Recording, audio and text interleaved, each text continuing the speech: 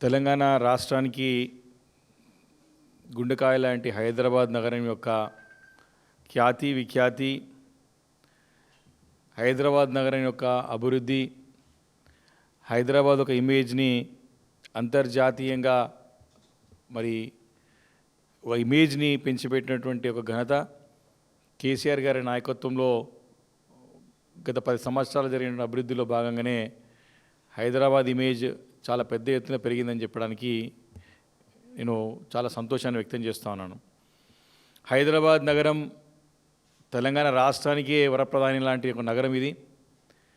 అలాంటి నగరాన్ని అన్ని విధాల మౌలికమైన సదుపాయాలతో పాటు శాంతి భద్రతలు కల్పించడం, అదేవిధంగా హైదరాబాద్ నగరానికి పెద్ద ఎత్తున లక్షల కోట్ల రూపాయల పెట్టుబడులు తీసుకురావడానికి దారి సుగమం చేసి ఎంతోమందికి ఉద్యోగ ఉపాధి అవకాశాలు కల్పించినటువంటి ఘనత కేసీఆర్ గారి నాయకత్వంలో మా ప్రభుత్వానికి ఉంది అని చెప్పి సందర్భంగా మనవి చేస్తూ ఉన్నాను.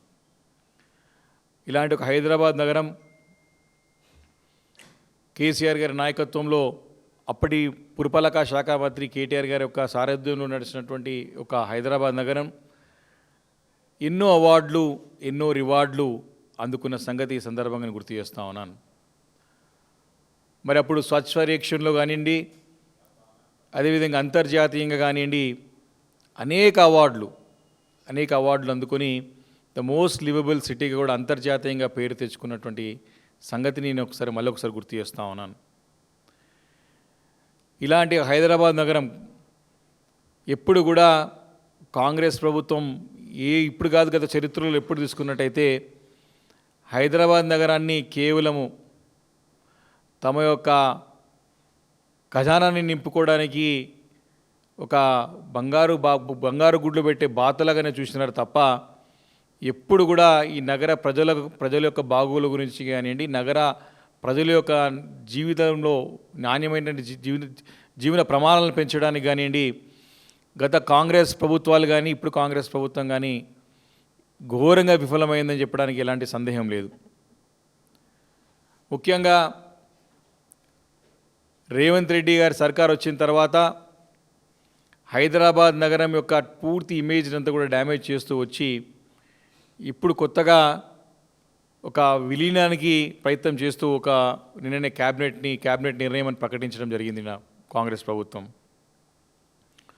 సుమారు హైదరాబాద్ నగరం శివారులో ఉన్నటువంటి గ్రేట్ హైదరాబాద్ ఆనుకొని ఉన్నటువంటి రింగ్ రోడ్ కబటింగ్ ఉన్నటువంటి 27 మున్సిపాలిటీలని ఇంటిగ్రేషన్ అంటే గ్రేట్ హైదరాబాద్లో కలుపుతూ క్యాబినెట్ నిర్ణయం తీసుకుందని చెప్పి నిన్న ప్రభుత్వం ప్రకటించింది చూస్తున్నాం.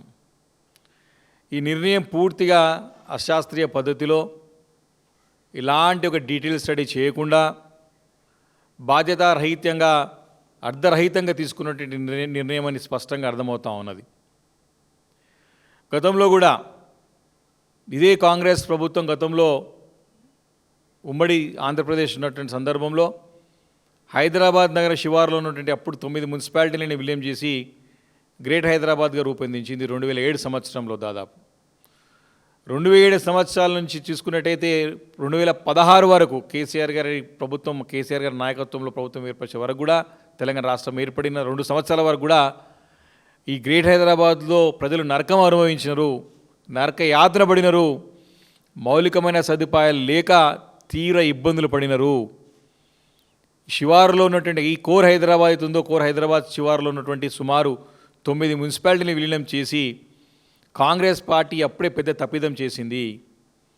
ఆ ఒక తప్పులని చక్కదిద్దడానికి, ఆ పాపాలను కడగడానికి కేసీఆర్ గారి నాయకత్వం ఏర్పడిన తర్వాత, కేసీఆర్ గారి ప్రభుత్వం తెలంగాణ రాష్ట్రం వచ్చిన తర్వాత, కేసీఆర్ గారి నాయకత్వం ప్రభుత్వం ఏర్పడిన తర్వాత, కేటీఆర్ గారు మున్సిపల్ శాఖ బాధ్యతలు చేపట్టిన తర్వాత కనీసం తాగునీరుని పరిస్థితుల్లో ఈ కాంగ్రెస్ ప్రభుత్వం గతంలో పనిచేసింది. కాంగ్రెస్ పార్టీ నాయకులు పనిచేసినారు. పూర్తిగా బాధ్యతారహితంగా పనిచేసినటువంటి ప్రభుత్వాలు కాంగ్రెస్ ప్రభుత్వాలు. 15 రోజులకు ఒకసారి నీళ్లు తాగే పరిస్థితి హైదరాబాద్ నగరంలో శివారు ప్రాంతంలో ఉండే పరిస్థితి 2016 వరకు. కేసీఆర్ గారు వచ్చిన తర్వాత మినిమం తాగునీరు ఇవ్వలేకపోతా ఉన్నామని చెప్పి మరి ఆ రోజు ఒక కంకణం కట్టుకొని హైదరాబాద్ నగరానికి గోదావరి జిల్లాలో 2016 తీసుకొచ్చి కేటీఆర్ గారి నాయకత్వంలో తాగునీరు అందించినటువంటి ఘనత కూడా మా బీఆర్ఎస్ పార్టీకి దక్కుతుంది, మా నాయకులకే దక్కుతుంది, మా కేసీఆర్ గారికి, మా కేటీఆర్ గారికి దక్కుతుంది. ఈ సందర్భం మనవి చేస్తూ ఉన్నా. ఎందుకంటే ఈ బాధ మేము అనుభవించినాం. శివారు ప్రాంతాల్లోనూ అనేక ప్రాంతాలు, మేడ్చల్ కానివ్వండి, కుత్బుల్లాపూర్ కానివ్వండి, అటు మహేశ్వరం కానివ్వండి, రాజేంద్ర నగర్ కానివ్వండి, కుకట్పల్లి కానివ్వండి, షేర్లింగంపల్లి కానివ్వండి, అటు మల్కాజిగిరి కానివ్వండి, ఉప్పల్ కానివ్వండి, ఎల్బీనగర్ కానివ్వండి, ఈ ప్రాంతాలందరం కూడా ప్రజలు నరకయాతన పడినారు. కనీసం తాగడానికి నీళ్ళేక కటకటలాడినటువంటి సందర్భాలు 2016 వరకు. కేసీఆర్ గారు వచ్చిన తర్వాత మిషన్ భగీరథ తీసుకొచ్చిన తర్వాత ప్రత్యేకమైనటువంటి నిధుల్ని తీసుకువచ్చి ఈ తాగునీటి సమస్యని శాశ్వతంగా పరిష్కరించిన ఘనత మా ప్రభుత్వానికి, మా పార్టీకి దక్కుతుంది. కాబట్టి 2007లో విలీనం చేసినటువంటి శివారు ప్రాంతాల్లోని మున్సిపాలిటీలు గ్రేటర్ హైదరాబాద్ ఏర్పడిన తర్వాత ఈ హైదరాబాద్ నగరాన్ని చక్కదిద్దడానికి, మౌలికమైన సదుపాయాలు కల్పించడానికి, తాగునీటి సమస్యతో పాటు అనేక సమస్యలు పరిష్కరించడానికి, ట్రాఫిక్ సమస్యని నియంత్రించడానికి, లా అండ్ ఆర్డర్ కంట్రోల్కి తీసుకురావడానికి, ఇవన్నీ కూడా 2016లో ప్రభుత్వం వచ్చిన తర్వాత 2 సంవత్సరాలు చక్కదిద్దిన తర్వాత వరుసగా అనేక అవార్డులు అందుకున్నాం. యావత్ భారతదేశంలోనే ఒక చక్కటి నగరంగా పేరు తెచ్చుకున్నాం. అంతర్జాతీయంగా కూడా చక్కటి గుర్తింపు తెచ్చుకున్నాం. కానీ ఈరోజు కాంగ్రెస్ ప్రభుత్వం మళ్ళీ అదే తీరును ప్రదర్శిస్తూ ఉన్నది. కాంగ్రెస్ పార్టీ ఈరోజు రేవంత్ రెడ్డి గారి యొక్క నాయకత్వంలో ఎలా ప్రజలను మోసం చేయాలా, ఎలా ప్రజలను దండుకోవాలా, ఎలా ప్రజా ఆస్తుల నుంచి మనం డబ్బులు కూడగట్టుకోవాలా, ఎలా ఢిల్లీకి మనం సంచులు మోయాలనేటువంటి ఒక సింగిల్ పాయింట్ ఎజెండాతోనే పనిచేస్తుండడానికి ఎలాంటి సందేహం లేదు. ఈ 27 మున్సిపాలిటీలను గతంలోనే మీ కాంగ్రెస్ ప్రభుత్వం చేసి, మీ కాంగ్రెస్ పార్టీ చేసినటువంటి దుర్మార్గమైన పని, అర్ధరహితంగా, బాధ్యతాయుతంగా, అనుభవరహితంగా తీసుకున్నటువంటి నిర్ణయాలు అప్పుడు హైదరాబాద్ నగరానికి శాపంగా మారితే వాటన్నిటినీ చక్కదిద్దిన ఘనత మాకు దక్కుతుంది. కేసీఆర్ గారి నాయకత్వంలో హైదరాబాద్ నగరంలో మెరుగైనటువంటి సదుపాయాలు కల్పించి జీవన ప్రమాణాలు పెంచినటువంటి ఒక గొప్ప పేరు కేసీఆర్ గారికి దక్కుతుంది. మా ప్రభుత్వానికి, మా పార్టీకి, అప్పుడు పనిచేసినటువంటి మంత్రిగా ఉన్నటువంటి కేటీఆర్ గారికి దక్కుతుంది. మరి అలాంటి జిహెచ్ఎంసీని డీసెంట్రలైజ్ చేసి చక్కగా జోన్స్ చేసి సర్కిళ్ళు పెంచి అప్పుడున్నటువంటి జోన్స్ కన్నిటి కూడా అధికారాలు ఇచ్చి వారికి నిధులు కేటాయించి ఆ రకంగా చక్కగా హైదరాబాద్ నగరాన్ని అభివృద్ధి చేసుకుంటూ వచ్చిన తర్వాత ఇంకా కూడా పట్టణీకరణ శివారులో మరి ఇక్కడ ప్రాంతాలకు ఆనుకున్నటువంటి ఈ హైదరాబాద్, గ్రేటర్ హైదరాబాద్ నగరానికి ఆనుకున్నటువంటి అనేక ప్రాంతాలు పెద్ద ఎత్తున పట్టణీకరణ అయినటువంటి సందర్భాల్లో మరి దగ్గర 27 మున్సిపాలిటీలు, దగ్గర 10 కార్పొరేషన్లు, మరి మిగతా అని కూడా 17 వరకు మున్సిపాలిటీలు చేసినటువంటి ఘనత కూడా మాకు దక్కుతుంది. ఈ మున్సిపాలిటీల ద్వారా అభివృద్ధి చేయడానికి మేము బునాది వేసినాం. గతంలో 5 సంవత్సరాలు ఎన్నికలు పెట్టి వీటన్నిటిని కూడా మౌలికమైన సదుపాయాలు కల్పించడానికి ప్రయత్నాలు చేసి సఫలీకృతమైనాం. ఇలాంటి 27 మున్సిపాలిటీలని విలీనం చేస్తూ వీటన్నిటి కూడా హైదరాబాద్ నగరానికి ఇంటిగ్రేటెడ్గా చేస్తున్నామని చెప్పేసి నిన్న క్యాబినెట్ తీసుకున్న నిర్ణయం, నేను మరొకసారి చెప్తా ఉన్నాను, పూర్తిగా బాధ్యతారహితం. ఇది అశాస్త్రీయంగా తీసుకున్నటువంటి నిర్ణయం.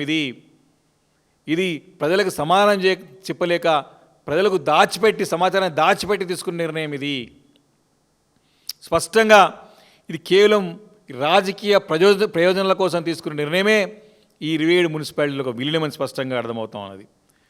దీనిపైన ఎలాంటి ప్రజాభిప్రాయ సేకరణ జరగలేదని చెప్పేసి ఈ సందర్భంగా మనవి చేస్తూ ఉన్నాను. ప్రజాభిప్రాయ సేకరణ చేయకుండానే ప్రభుత్వం ఇది ఏకపక్షంగా నిర్ణయం తీసుకున్నది.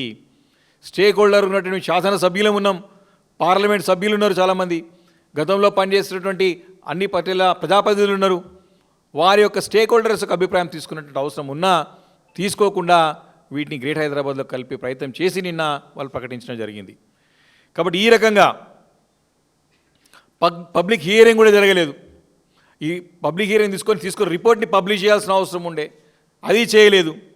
ఇది కేవలం స్పష్టంగా అర్థమవుతా ఉన్నది, ఇది ప్రజాస్వామ్యానికి వ్యతిరేకంగా తీసుకున్నటువంటి నిర్ణయంగా స్పష్టంగా కనపడుతూ ఉంది. ప్రజల హక్కులను కాలరాసే విధంగా తీసుకున్న నిర్ణయంగా స్పష్టంగా కనపడుతూ ఉన్నది. కాబట్టి 27 మున్సిపాలిటీలు విలీనం చేయడం వల్ల అక్కడ ప్రజానీకానికి తీవ్రమైనటువంటి అన్యాయం, మోసం, వారికి ఇబ్బందులు పెట్టేటువంటి పరిస్థితి ఉన్నదని చెప్పి సందర్భంగా మనవి చేస్తూ ఉన్నాను. వాస్తవానికి చిన్న మున్సిపాలిటీలలో ఏముంటుందంటే ఏ చిన్న సమస్య పరిష్కారం కావాలని అక్కడ ఉన్నటువంటి అధికారితోని కానీ, అక్కడ ఉన్న కమిషనర్ కానీ, అక్కడ ఉన్న చైర్మన్తో కానీ, అక్కడ మేయర్తో కానీ, కమిషనర్తో పరిష్కరించుకుంటారు. ఇంత పెద్ద కార్పొరేషన్లో ఏ పని కావాలన్నా హైదరాబాద్కి వచ్చి కార్పొరేషన్ మేయర్తోని కానివ్వండి, కమిషనర్తో ఎవరు మాట్లాడాలా? ఇప్పుడున్నటువంటి జిహెచ్ఎంసీలో ఇబ్బంది ఉందిరా బాబు అంటే ఇంకా తీసుకొచ్చి రింగ్ రోడ్ వరకు తీసుకొచ్చి మొత్తం హైదరాబాద్ను ఒక కార్పొరేషన్గా చేస్తాను, ఇది ఒక నగరంగా చేస్తానని చెప్పడం అనేది మాత్రం పూర్తిగా వారి యొక్క అవగాహన రాహిత్యము, వారి యొక్క ఇన్ఎక్స్పీరియన్స్నెస్, వారికి అవగాహన లేదు, దీనిపైన ఏమి ఇలాంటి అవగాహన లేదు కాబట్టి దానిపైన నిర్ణయం తీసుకున్నారు. చూస్తుంటే తెలంగాణ మొత్తం కూడా హైదరాబాద్ కలిపేసి కనపడుతుంది. చిన్నగా ఉంది కదా, మొత్తం కలుపుకుంటే అయిపోతుంది అనిపిస్తుంది మనకు. అలాంటి నిర్ణయం స్పష్టంగా కనపడుతూ ఉంది. కాబట్టి చిన్న మున్సిపాలిటీ కార్పొరేషన్ అంటే ప్రజలకు దగ్గరగా ఉండి సుపరిపాలన అందించడానికి అవకాశం ఉంటుంది. అంటే విషయం చెప్పాలంటే కేసీఆర్ గారి నాయకత్వంలో మేము డీసెంట్రలైజ్ చేసినాం. కేసీఆర్ గారి నాయకత్వంలో ఒక కాన్సెప్ట్ 10 జిల్లాలకు ఉన్నటువంటి యొక్క తెలంగాణ రాష్ట్రాన్ని ప్రజలకి నేరుగా పరిపాలన ఫలాలు అందించాలని, నేరుగా అభివృద్ధి ఫలాలు అందాలని, నేరుగా సంక్షేమ ఫలాలు అందాలని చెప్పి డిసెంట్రలైజ్ చేసినాం. అధికార వికేంద్రీకరణ జరగాల అనే ఉద్దేశంతో కేసీఆర్ గారు ఒక కాన్సెప్ట్ ఇచ్చిన తర్వాత 10 జిల్లాలని 33 జిల్లాలు చేసినాం. పెద్ద ఎత్తున మండలాలు పెంచినాం, పెద్ద ఎత్తున రెవెన్యూ డివిజన్లు పెంచినాం, పెద్ద ఎత్తున మున్సిపాలిటీలు చేసినాం, మున్సిపాలిటీ కార్పొరేషన్స్ చేసినాం. పోలీస్ వ్యవస్థలను కూడా మరి సరైనటువంటి లా అండ్ ఆర్డర్ కంట్రోల్ ఉండాలని చెప్పేసి పోలీస్ మరి కమిషనరేట్లు పెంచినాం.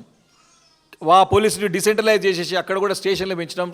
చాలా పెద్ద ఎత్తున కూడా అన్నీ కూడా డీసెంట్రలైజ్ చేసి ప్రజలు మనల్ని పొందగలిగినాం. మేము ఈరోజు అధికార వికేంద్రీకరణ జరగాల్సిన సమయంలో ఆ వికేంద్రీకరణ వదిలిపెట్టేసి మొత్తం కేంద్రీకృతం అంటే సెంట్రలైజ్డ్ సర్వాధికారాలన్నీ ఒకటే చేతిలో పెట్టుకోవాలని తీసుకున్నటువంటి నిర్ణయం దుర్మార్గం అని చెప్పి స్పష్టంగా ఈ సందర్భంగా నేను తెలియజేస్తూ ఉన్నాను.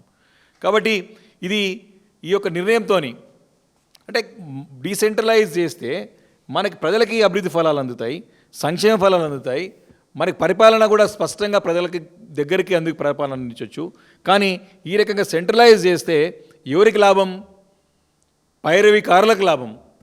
రేవంత్ రెడ్డి గారు ఒక సర్కారు ముందు నుంచి కూడా ఎవరి గురించి ఆలోచన చేస్తుంది బాబు అంటే పేద ప్రజల గురించి, ప్రజల యొక్క బాగోగుల గురించి కాదు, పైరవికారుల గురించి, బడా వ్యాపారుల గురించి, బడా బిడరుల కోసానికి, మీ వసూలులకి దారి సుగమం చేసుకోవడానికి మీ ఆలోచన తప్ప ప్రజలకి మంచి చేయాలనే ఆలోచన ఎప్పుడు కూడా ముఖ్యమంత్రి గారు కానీ ప్రభుత్వంలో కానీ కనబడలేదని చెప్పి స్పష్టంగా నేను తెలియజేస్తూ ఉన్నాను.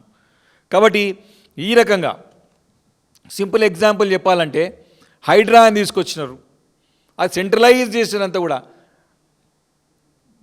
వాటర్ బోర్డులో సీవరేజ్ అండ్ వాటర్ బోర్డులో చేయాల్సినటువంటి డీసిల్టింగ్ పని, మోరీలు తీసే పని నేను తీస్తాను పోయి హైడ్రా కమిషనర్ తీస్తా అంటాడు. ఏం చెప్పాలా?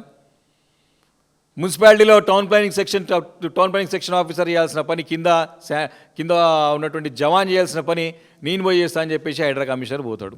అంటే ఆయన అనుకూలం ఉంటే చేస్తాడు, అనుకూలం లేకపోతే వదిలిపెట్టేస్తాడు అనమాట. అంటే అంత కంట్రోల్, అంతా కూడా సీఎం దగ్గరికి వెళ్ళి కంట్రోలింగ్గా పెట్టుకొని, కమిషనర్ని పెట్టుకొని దందాలు వ్యాపారాలు చూసినాం కదా.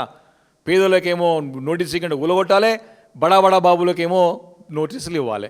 ఇది హైడ్రా పనితీరు. ఈరోజు ఇలా బడా బాబులకు లాభం చేయడానికే ఈ 27 మున్సిపాలిటీలు విలీనం పనికొస్తుంది.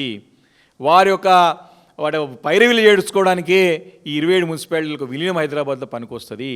వారి వసూళ్ళకి ఏం అడ్డంకులు లేకుండా ఉండడానికే ఈ 27 మున్సిపాలిటీల యొక్క విలీనం హైదరాబాద్లోకి వాళ్ళకి పనికొస్తుంది తప్ప ప్రజలకు పనికొచ్చేది కాదని చెప్పేసి స్పష్టంగా తెలియజేస్తా ఉన్నాను. ఈ హైడ్రా అనేది ఎగ్జాంపుల్ తీసుకుందాం. ఉదాహరణ, శానిటేషన్ ఆఫీసర్ చేయాల్సిన పని నేను చేస్తా అంటాడు ఆయన కమిషనర్ పోయి. కింద టౌన్ ప్లానింగ్ సూపర్వైజర్ కింద ఉంటాడు ఒక ఆయన చేయాల్సిన పని పోయి నేను చేస్తా అంటాడు కమిషనర్. ఇది ఈరోజు దౌర్భాగ్యమైన పరిస్థితి. డీసెంట్రలైజ్ అని వదిలిపెట్టేసి టోటల్ సెంట్రలైజ్ చేసుకొని చేతులు అధికారాలు పెట్టుకొని తన అనుకూలంగా మార్చుకొని తను ప్రజలని మోసం చేసి తద్వారా అంటే ప్రజలకి డార్క్లో పెట్టేసి మేము పెద్ద పని చేస్తున్నామని చెప్పేసి ప్రయత్నం చేస్తున్నారు తప్ప వాస్తవానికి ప్రజలకు ఒరిగింది ఏమీ లేదని చెప్పి సందర్భంగా నేను తెలియజేస్తా ఉన్నాను. కాబట్టి ప్రజలకి ఎలాంటి ప్రయోజనం కోసం కాకుండా రాజకీయ లెక్కలు, ఎన్నికల ప్రయోజనాల కోసమే తీసుకునే నిర్ణయంగా స్పష్టంగా 27 మున్సిపాలిటీలకు విలీనం కనపడుతుందని చెప్పి ఈ సందర్భంగా నేను మనవి చేస్తూ ఉన్నాను. ఒకటి ఉదాహరణ, మనకి ఈరోజు వారు 21వ తారీఖున ఒక మెమో తీసుకొచ్చినారు. ఒక మెమో ఏం తీసుకొచ్చినారు? ప్రభుత్వం నుంచి చీఫ్ సెక్రటరీ గారు కమిషనర్కు మెమో ఏం పంపించిన 21 నవంబర్ ఈ సంవత్సరం 25లో urban development, integration of 27 municipalities within abutting the outer ring road into Greater Hyderabad Municipal Corporation, grounds for cause of action and constitution and consultation under GHMC Act. ఇది మన ప్రభుత్వం chief secretary గారి నుంచి ప్రభుత్వం నుంచి కమిషనర్కి 21 November 2025 ఈ నెలనే ఇవ్వడం జరిగింది, జస్ట్ 5 రోజులకి 6 రోజుల క్రితం. దాంట్లో ఏమంటారు లాస్ట్కి, the corporation is requested to examine the proposal in detail and submit it's remarks. వారు స్పష్టంగా జిహెచ్ఎంసీ కమిషనర్కి ఈ యొక్క విలీనం 27 మున్సిపాలిటీలకు విలీనం సంబంధించినటువంటి డీటెయిల్గా స్టడీ చేసి ఎగ్జామిన్ చేసి రిపోర్ట్ సబ్మిట్ చేయమని కమిషనర్కి ఇస్తే, కమిషనర్ గారు అంటే మినిమం 27 మున్సిపాలిటీలు విలీనం అంటే 27 మున్సిపాలిటీకి సంబంధించినటువంటి ప్రతినిధులతో కానివ్వండి, అక్కడ ఉన్నటువంటి స్టేక్ హోల్డర్స్తో కానివ్వండి, బహిరంగ విచారణ కానివ్వండి, బహిరంగ అభిప్రాయ సేకరణ కానివ్వండి చేసి రిపోర్ట్ సబ్మిట్ చేసిన తర్వాత ప్రభుత్వం నిర్ణయం ప్రకటించిందంటే ఒక శాస్త్రీయంగా జరిపిందాం అనుకుంటాం. కానీ నిన్న హడావుడినిగా ఆదరబాదరగా గందరగోళంగా నిన్న క్యాబినెట్ నిర్ణయం తీసుకుంది 27 మున్సిపాలిటీలను విలీనం చేస్తూ అని చెప్పేసి ప్రకటించింది. మరి ఎవరి దగ్గర ఎవరి ప్రజాభిప్రాయ సేకరణ చేసినారు? మమ్మల్ని మేము స్టేక్ హోల్డర్స్ ఎమ్మెల్యేస్ ఉన్నాం, మేము అందరం కూడా సుశివారి ప్రాంతంలో మేము అందరం బీఆర్ఎస్ పార్టీ ఎమ్మెల్యేస్ ఉన్నాం. మాకు ఒక్క మాట అడిగిన పాపన పోలేదు ఎవరు కూడా. అఖిలపక్షం సమావేశం ఏర్పాటు చేయాలి, వాస్తవానికి అసెంబ్లీ సమావేశాలు పెట్టాలి వాస్తవంగా. ఇవన్నీ ఏ పెట్టకుండా 21 తారీఖున రిపోర్ట్ ఇవ్వమని కమిషనర్ అడిగితే 3 రోజుల రిపోర్ట్ ఇచ్చేస్తాడా? నిన్న 20వ తారీఖున రిపోర్ట్ సబ్మిట్ చేసేసిండ్రు, ఆయన డిక్లేర్ చేసి పడేసిండ్రు. ఏం చేయబోతున్నారు? ఏం చేయాలనుకుంటున్నారు? మీ యొక్క లక్ష్యం ఏంది? మీ ప్రజల యొక్క అక్కడ బాధలేంటిది తెలుసుకునేటువంటి అవసరం ప్రభుత్వానికి లేదా? పేరుకు ప్రజాపాలన కానివ్వండి, పూర్తిగా నియంత్రిత ధోరణిలో ముఖ్యమంత్రి గారు ప్రభుత్వం వ్యవహరిస్తున్నది. పేరుకే ప్రజాపాలన కాలి పూర్తిగా నియంతృత్వం అరాచకత్వంతో మరి ప్రభుత్వాన్ని నడిపిస్తున్నారు, బుల్డోజ్ చేస్తూ ఉన్నారు, ప్రజలకు ఇబ్బంది పెట్టి ముందుకు పోతూ ఉన్నారు తప్ప ప్రజల యొక్క బాగోగులు కానీ, ప్రజల యొక్క మనోభావాలు కానీ, ప్రజల యొక్క అభిప్రాయాన్ని కానీ, ప్రజాప్రతినిధుల యొక్క ఒక వాయిస్ని కూడా వినే పరిస్థితులు ప్రభుత్వం లేదని చెప్పి స్పష్టంగా ఈ సందర్భంగా నేను తెలియజేస్తూ ఉన్నాను. కాబట్టి మేము ఒకటి కోరుతూ ఉన్నాం ఈ సందర్భంగా, మీరు తీసుకున్న నిర్ణయం పూర్తిగా అశాస్త్రీయం, మీరు తీసుకున్న నిర్ణయం అర్ధరహితం, మీరు బాధ్యతారహితంగా తీసుకున్నటువంటి నిర్ణయంగా స్పష్టంగా కనపడుతూ ఉంది. దీనిపైన ఎలాంటి అధ్యయనం చేయకుండా మీరు ఈ నిర్ణయం తీసుకుని స్పష్టంగా అర్థమవుతోంది. అసెంబ్లీ సమావేశాల్లో కూడా మా పార్టీ అడిగితే వారు సమానం దాటివేసి వారు తప్పించుకునే ప్రయత్నం చేసినారు, ఏం చెప్పలేదు. దాచిపెట్టి ఎందుకు నిర్ణయం తీసుకుంటున్నారు? ఇది ఎందుకు దీనిపైన చర్చ పెట్టట్లేదు? ఎందుకు దీనిలో అసెంబ్లీలో పెట్టలేదు? ఎందుకు మీరు నిర్ణయం తీసుకునే ముందు ఈ 27 మున్సిపాలిటీకి సంబంధించినటువంటి ప్రజాప్రతినిధులు కానివ్వండి, స్టేక్ హోల్డర్స్తోని అభిప్రాయ సేకరణ ఎందుకు చేయలేదు అని స్పష్టంగా మేము ప్రశ్నిస్తూ ఉన్నాం. ఇది కేవలం ప్రజలకి శాపంగా మారే నిర్ణయం తప్ప ప్రజల బాగోగులు కాదు. మీరు విలీనం చేసిన వెంబడే ట్యాక్సులు పెంచుతారు, దాని యొక్క ప్రాపర్టీ ట్యాక్స్తో పాటు అన్నీ పెరిగిపోతాయి, రిజిస్ట్రేషన్ వాల్యూలు పెరిగిపోతాయి, దాని తర్వాత మన ఈ యూజర్ ఛార్జెస్ పెరిగిపోతాయి, ట్రేడ్ లైసెన్స్ పెరిగిపోతాయి, ఇవన్నీ పెరిగిపోయి ప్రజలకు భారంగా అయితే తప్ప దాంతో ఒరిగేది ఏం లేదు. కాబట్టి దీని విషయంలో ఆదరబాదర కాకుండా తొందరపాటు చర్యలు మానేసి అందరి అభిప్రాయ సేకరణ చేయాలి. గతంలో కాంగ్రెస్ ప్రభుత్వాలు చేసిన పాపాలు, వారు చేసిన తప్పులు సరిదిద్దడానికి మేము చేసిన 9 సంవత్సరాలు కష్టపడితే, అంటే బీఆర్ఎస్ పార్టీ వచ్చిన తర్వాత 2 సంవత్సరాలు కష్టపడ్డ తర్వాతనే అవన్నీ చక్కదిద్దినాం. మళ్ళీ మీరు పాపాలు చేసి తప్పులు చేసిపోతే మళ్ళీ మేమే చక్కదిద్దాల్సి వస్తుంది. మరి మీరు ఈ 3 సంవత్సరాల్లో మీరు ఎన్నికలు పెట్టరో చేతులు ఎత్తేసి కేవలం దండుకునే పని మీద ఉన్నారు. పూర్తిగా వైఫల్యం చెంది మీ ప్రభుత్వాన్ని ప్రజాపాలన గాలి కొదిలేసి కేవలం డబ్బులు వసూలు ఢిల్లీకి మూటలు మోసే పని మీదనే ప్రభుత్వం ఉంది తప్ప మరి ప్రజల బాగోగుల గురించి, ప్రజల యొక్క సంక్షేమం గురించి కానీ, అభివృద్ధి గురించి కానీ ఇక్కడ పని జరగట్లేదని చెప్పి నేను స్పష్టంగా తెలియజేసుకుంటూ, మరి ఈ నిర్ణయాన్ని ఇమీడియట్గా మీరు తీసుకునే ముందుకు పోయే ముందు ఇమీడియట్గా అఖిలపక్ష సమావేశాన్ని పిలవాలి. దీనిలో మేము శివారులో ఉన్నటువంటి చాలామంది బీఆర్ఎస్ పార్టీ శాసనసభ్యులు ఉన్నాం, మరి ఇతర పార్లమెంట్ సభ్యులు ఉన్నారు, మరి ఇతర ప్రజాప్రతినిధులు ఉన్నారు, స్టేక్ హోల్డర్స్ ఉన్నారు. వాళ్ళతో తక్షణం సమావేశం ఏర్పాటు చేసి అభిప్రాయ సేకరణ చేసి దాని తర్వాత ముందుకు వెళ్ళాలని చెప్పేసి బీఆర్ఎస్ పార్టీ హెచ్చరిస్తుంది. మీరు గతంలో వైఫల్యాలు ఉన్నాయి కాబట్టి మాకు అనుభవంతో పాటు ఈ అనుభవంతో ఈ యొక్క సూచన చేస్తూ ఉన్నాం. లేకపోతే మాత్రం పెద్ద ఎత్తున ఎన్ని కేంద్రాల్లో ఆందోళన తప్ప ఉద్యమం తప్పదు. ఇది భారీ కుట్రగా కనపడుతోంది. ఇది ఇంకోటి కనపడుతుంది, రాజకీయ దురుద్దేశం, ఒక కుట్ర, రాజకీయ కుట్రలో భాగంగానే కనపడుతుంది తప్ప ప్రజల యొక్క సంక్షేమం గురించి బాగుండొచ్చు కాదని చెప్పి మరొకసారి తెలియజేస్తా ఉన్నాను. Thank you.